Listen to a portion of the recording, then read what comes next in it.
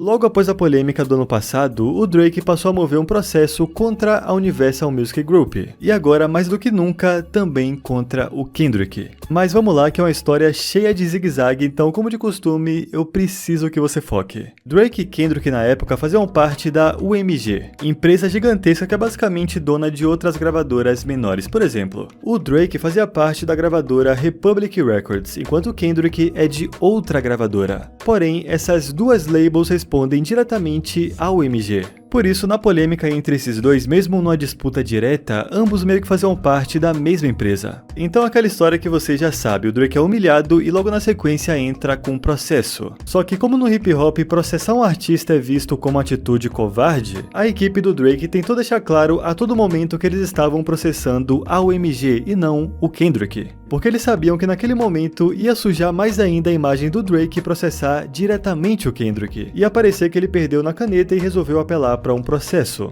Com o tempo, esse argumento foi pro cacete, mas depois eu chego lá. Agora que você entendeu esse contexto, vamos ver o porquê uma briga de rap foi parar na justiça. Primeiro, deixa eu esclarecer uma coisa. O Drake começou o processo com a petição, e o que isso significa? Bom, petição é quando você pede documentos para provar uma suspeita sua. E daí, com esses documentos, você segue de fato para o processo, para ter mais embasamento. O Drake acha que o Spotify e a UMG impulsionaram Kendrick propositalmente e ajudaram ele a vencer a treta, porém o Drake não tinha muitas provas, ele tinha uma suspeita forte. Então ele fez uma petição pedindo para que, através de meios legais, a empresa revele documentos, revele contratos que provem a suspeita do Drake. Você pode falar, pô Lucas, não é muito arriscado ele processar baseado apenas numa suspeita? De fato é, só que nesse caso tem um porém. O Drake sabe que algumas gravadoras usam o Spotify para impulsionar artistas de maneira artificial, porque o próprio Drake já foi um beneficiado disso. Você talvez não lembre, mas quando ele lançou o álbum Scorpion, que quebrou recorde atrás de recorde, sempre que você abriu o Spotify apareceu o álbum dele como um AD. O rosto do Drake estava em playlist que sequer tinha a música dele.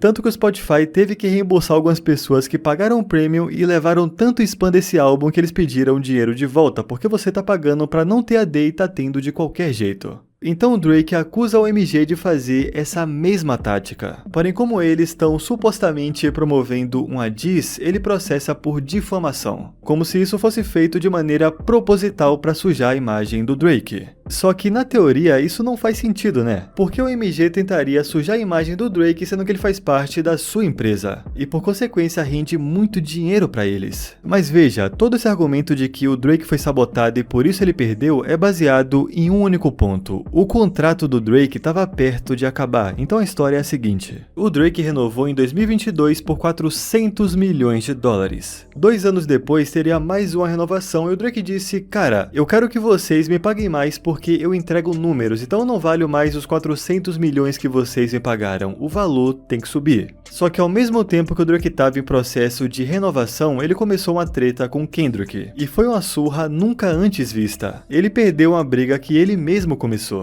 Então a gravadora chega no Drake e fala, camarada, sua imagem foi completamente manchada. Não tem como te pagar esse valor porque a sua figura foi desvalorizada, então a gente oferece X. É por isso que, segundo o Drake, a gravadora sabotou sua polêmica para desvalorizar sua imagem e conseguir um contrato melhor para eles. E é por isso que na petição ele pede documentos que comprovem isso. O problema é que dessa forma o Drake dá a entender para nós que somos público que ele só perdeu por causa de uma suposta trapaça que impulsionou o Kendrick. E isso não é verdade. E olha que eu também acho que o Kendrick foi impulsionado, mas esse não foi nem de longe o motivo que fez o Drake perder. Ele perdeu na caneta. Tanto que a OMG fala, cara, se você quer processar alguém por difamação, processa o Kendrick. Foi ele quem te chamou de PDF e a gente não tem nenhum controle sobre o que um artista fala. E se tivesse, seria uma censura. Mas é aquela história, o Drake não pode processar o Kendrick diretamente porque isso pegaria muito mal. Só que lembra que lá no começo eu disse que esse argumento foi pro cacete? Então, vem comigo que a partir daqui as coisas começam a ficar bizarras. Como eu disse, o Drake pediu documentos que comprovem que a empresa impulsionou o Kendrick. No meio desse pedido ele colocou mais 2 pontos suspeitos. Durante a sua treta, as 2 maiores alegações era que primeiro, o Kendrick é um agressor de mulher e segundo, que seu filho não é dele. Por isso, o Drake disse, o MG, eu quero ter acesso aos seus contratos, eu quero ter acesso a documentos que mostrem como vocês promovem algumas músicas e eu quero mais 2 coisas. Qualquer documento que tenha alguma referência a um possível histórico de agressão doméstica do Kendrick, denúncia, relato, qualquer coisa, e eu quero uma prova de que os filhos do Kendrick são realmente dele. Eu quero tudo que você tem sobre a relação do melhor amigo do Kendrick com os filhos dele. Cara, isso é doideira, mano. Ele quer provar acusações que ele fez numa batalha de rap na justiça. Isso é meio perigoso porque imagina se o Drake perde esse processo. Imagina você passar por uma humilhação absurda publicamente e ainda ouvir de um juiz que não houve nenhuma trapaça, que você perdeu porque o outro cara foi melhor. Então eu tô muito curioso pra saber o desfecho dessa história. Enfim, basicamente é por isso que o Drake tá processando uma gravadora gigantesca, e eu espero que você tenha entendido.